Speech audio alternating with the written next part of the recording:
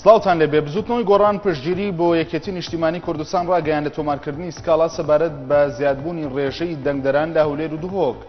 ئارام شێخ محەممەد ڕێکەری ژووری هەڵبژاردننی بزوتنەوەی گۆڕان بە ماڵپەڕی سبەی سەر بە بزوتنەوەی گۆڕانی ڕاگەیان ئەوان پشتگیری و سکاڵای یەکێتی دەکەن و هاوکات داواش دەکەن لێکۆڵینەوەی ورد و بێلایەنانە لەو بارەیەوە بکرێت.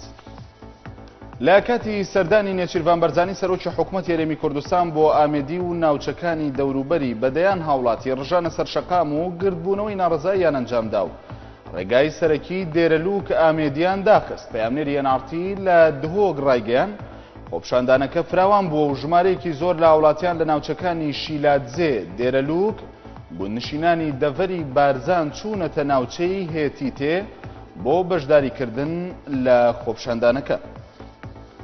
فەرماندەیەکی هێزی پێشمەرگەی کوردستان هەڕەشەی وەڵامدانەوەی سوپای عێراق دەکات دەگەر بچنە سەر لیوای شانزە و زۆرینەی کورد کە لە سنووری دۆسکورمات و جێگیر بوون.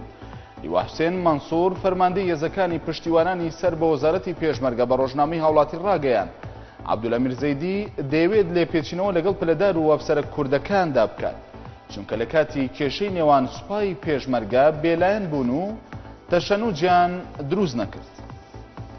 پاش زیاتر لە 10 مانگ لە دیارنەمانی لە شاری ئۆتۆبۆری وڵاتی سوید لە سەرەتای مانگی یاردا لەلایەن پۆلیسی وڵاتەوە لە دووری 170 کیلۆمەتر لە سەر و شاری ئۆتۆبۆری تەرمی عومەری مەکتەبە دۆزرایەوە و بەرەبەیانی ئەمڕۆ تەرمەکەی گەڕێنرایەوە شاری سلێمانی و لە ڕێوڕسمێکدا بە ئامادەبوونی کەسوکارەکەی و پارێزگاری سلێمانی و هاوڕێ و دۆستەکانی لە گۆڕستانی سەیوانی دوو لە شاری سلێمانی تەرمی عومەری مەکتەبە بە خاک سپێردرا.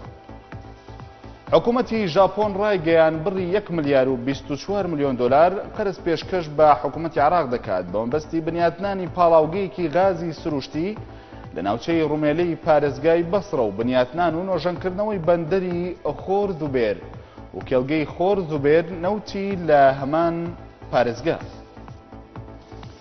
یاریدەدەری وەزیری دەرەوەی ئێران ڕایگەیان وڵاتەکەی بانکێشنامەیەکی زارەکی بۆ بەشداریکردن لە کۆنگرەکەی ژنێڤ تایبەت بە سووریا پێگەیشتووە. حسێن ئەمیر عەبدولوهان یاریدەدەری وەزیری دەرەوەی ئێران کەناڵی پرێس تیڤی وڵاتەکەی ڕایگەیان بە شێوەیەکی زارەکی ئێران بانکێشتی کۆنگرەکە کراوە وتیشی ئێران بەشێکی گرنگی چارەسەری قەیرانی سووریایە. وەزیری دەرەوەی ئەڵمانیا ڕایگەیان حکوومەتی تورکیا بەکاردانەوەکانی بەرامبەر خۆپشاندەرانی گۆڕەپانی تەقسیم نیشانەی هەڵەی ئاراستەی ناوخۆ و دەرەوەی وڵاتەکەی دەکات.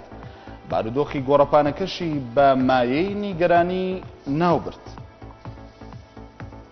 وەزارەتی دەرەوەی تورکیا نیگەرانی خۆی نیشاندا سەبارەت بە تەقینەوە و توندوتیژەکانی ناوخۆی عێراق کە چەند پارێزگایەکی وڵاتی کرد ئامانجوو بۆ هۆی کوژران و برینداربوونی دەیان هاوڵاتی مەدەنی و جەختیشی کردەوە لە پێویستی ئەنجامدانی هەڵبژاردنەکانی نینەوە و ئەنبار و لە کاتی خۆیدا باشتی بەڕێوەچوونی هەر شاد و ئاسوودە.